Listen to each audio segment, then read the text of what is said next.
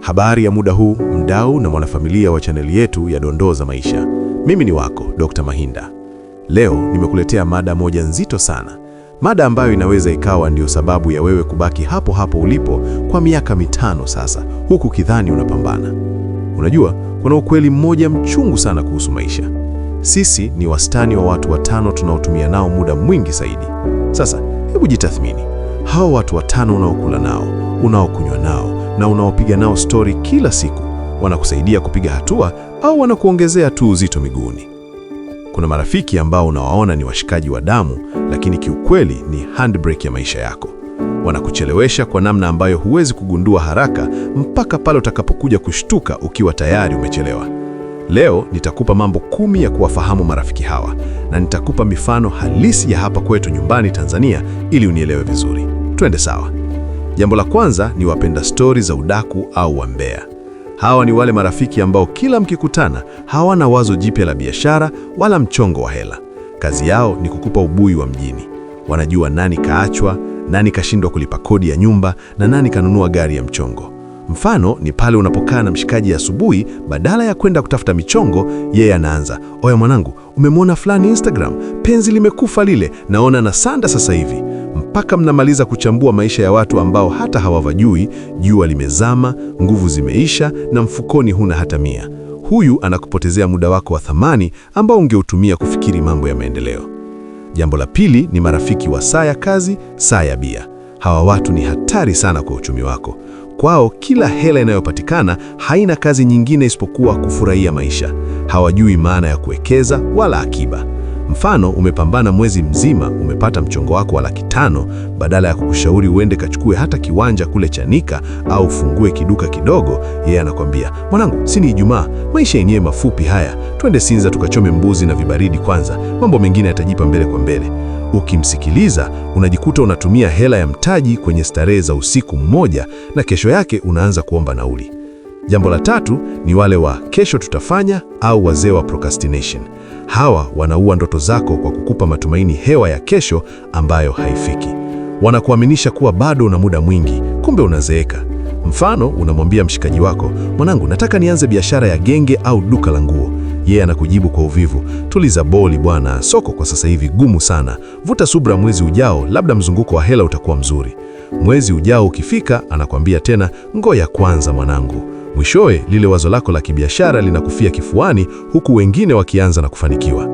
Jambo la 4 ni marafiki wanaolalamika kila wakati. Hawa ni wale ambao kila kitu kwao ni kibaya. Hawajawahi kuona fursa. Wao wanaona matatizo tu kuanzia asubuhi mpaka jioni. Mfano, kila mkikutana yeye ni kulalamika tu. "Oya mzee, vyuma vimekaza sana awamu hii. Serikali haitusaidii vijana. Huu mchongo unaotaka kufanya mbona kama utafeli tu." Anakujaza negative energy mpaka unakata tamaa ya kupambana. Unajikuta na wewe unaanza kuamini kuwa hakuna kinachowezekana na mwishowe unakuwa mnyonge kama yeye. Jambo la 5 ni marafiki wa show off au maisha ya juu, mfuko tupu. Hawa wanakulazimisha uishi maisha ya maigizo ili tu mjini muonekane mpolevo moja. Mfano, mshikaji anajua kabisa huna hela ya ziada, lakini anakulazimisha mkanunue nguo za bei mbaya au simu ya kishua ya milioni 2 ili tu mkiwa klabu au mkipita mtani mueleweke. Unajikuta unakopa hela ya riba au unatumia hela ya kodi ya nyumba ili tu usimwangushe mshikaji. Matokeo yake yeye anaendelea na maisha yake huku wewe ukiwa umezama kwenye madeni yanayokunyima usingizi. Jambo la 6 ni wajuaji wa kila kitu au wazee wa kupinga kila kitu.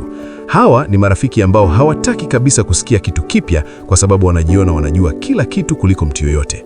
Mfano, unajaribu kumwelezea mshikaji wako, "Mwanangu, nataka nianze biashara ya genge au duka la nguo." Yeye anakujibu kwa uvivu, "Tuliza boli bwana, soko kwa sasa hivi gumu sana. Vuta subra, mwezi ujao labda mzunguko wa hela utakuwa mzuri." Mwezi ujao ukifika, anakwambia tena, "Ngoja kwanza mwanangu." Mwishowe lile wazo lako la kibiashara linakufia kifuani huku wengine wakianza na kufanikiwa. Jambo la 7 ni marafiki wanaotutegemea kwa kila kitu au wanyonya damu. Hawa hawana mpango wowote wa kujitafutia maisha yao. Kazi yao ni kusubiri wewe upate, wagawanye na wewe. Kila mkitoka nje, wewe ndio unatoa pochi kulipia kila kitu. Kila akipata shida ya 10,000 ya bando au chakula, anakupigia wewe. Ukimwambia, "Mwanangu, mbona hutafuti kazi?" Anakwambia, "Mwanangu, sinipo nawe, nitajishikiza kwako tu." Huyu mtu anakurudisha nyuma kwa sababu unatumia rasilimali zako kulea uvivu wake badala ya kuwekeza kwenye mambo makubwa zaidi. Jambo la 8 ni wale wanaoogopa mafanikio yako. Hawa ni marafiki ambao mkilingana kimaisha ni washikaji sana, lakini ukianza tu kupiga hatua kidogo, wanaanza kukunyanyapaa. Mfano, umeanza ujenzi wako kule pembezoni mwa mji kama vile Vikindu au Mkuranga. Badala ya kukupongeza, wanaanza kusema, oya, umeenda kujenga porini kote huko, utawezaje kuishi? Utakuwa unatumia nauli ya ngapi kuja mjini? Wanatafuta kila namna ya kukukatisha tamaa na mafanikio yako ili uendelee kubaki level moja nao kijiweni. Jambo la 9 ni marafiki wa kijiweni au wazee wa kupiga soga. Hawa ni watu ambao hawana ratiba ya maisha. Muda wao wote upo kijiweni wakisubiri jua lizame. Mfano, unatoka kazi umechoka, unakutana na marafiki kijiweni, wanapiga soga za mpira, siasa na wanawake tangu asubuhi. Unajiingiza kwenye mzunguko wao, unakaa hapo saa 3 au saa 4. Huu ni muda ambao ungeutumia kusoma kitabu, kujifunza kitu kipya YouTube au kufanya biashara yako nyingine ya pembeni. Ukijumlisha masaa hayo kwa mwaka mzima, unagundua umepoteza maelfu ya masaa bila faida. Jambo la 10 ni marafiki wasio na malengo au wazee wa liwalo na liwe. Hawa wanaishi kama ndege wa angani, hawana ramani ya maisha ya kesho wala kesho kutwa. Mfano, ukimuuliza mshikaji wako, mzee, mipango yako ya miaka 5 ijayo ni nini? Unataka uwe umefikia wapi? Anakujibu kwa dharau, mwanangu, Mungu ndiye anapanga, tutafika tu. Mambo ya kupanga malengo ni ya kizungu. Huyu mtu hana dira, na kwa sababu huna mtu wa kukupa changamoto ya kufikiri mbali, na wewe utajikuta unaishi maisha ya kubahatisha tu kama yeye. Ndugu yangu mwanadondoo za maisha, ukweli ni kwamba ndege wafanao huruka pamoja. Kama marafiki zako 5 ni wavivu, wewe utakuwa wa 6. Kama marafiki zako 5 ni walevi, wewe utakuwa wa 6. Ni bora uwe peke yako kwa muda ukitafuta mwelekeo wa maisha yako kuliko kuwa na jeshi la marafiki ambao kazi yao ni kukuvuta shati uelekee shimoni. Maisha ni mafupi na muda hauwasubiri wale wanaochezea. Chagua marafiki wanaokupa changamoto ya kutafuta hela, marafiki wanaokuposoa unapoenda kombo, na marafiki ambao mafanikio yake yanakupa hamu ya na wewe kupambana. Mimi naitwa Dr. Mahinda na hizi ni dondoo za maisha. Asante sana kwa kutenga muda wako kusikiliza somo la leo. Natumai umepata kitu ambacho kitakubadilisha kuanzia leo.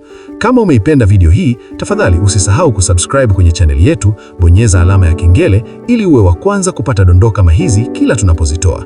Pia like video hii na share kwa yule mshikaji wako unayehisi anahitaji kushtuliwa kidogo ili amke usingizini. Tuandikie kwenye comment, ni aina gani ya rafiki kati ya hawa imewahi kukuchelewesha? Tukutane kwenye video ijayo. Amani iweni na mapambano yaendelee.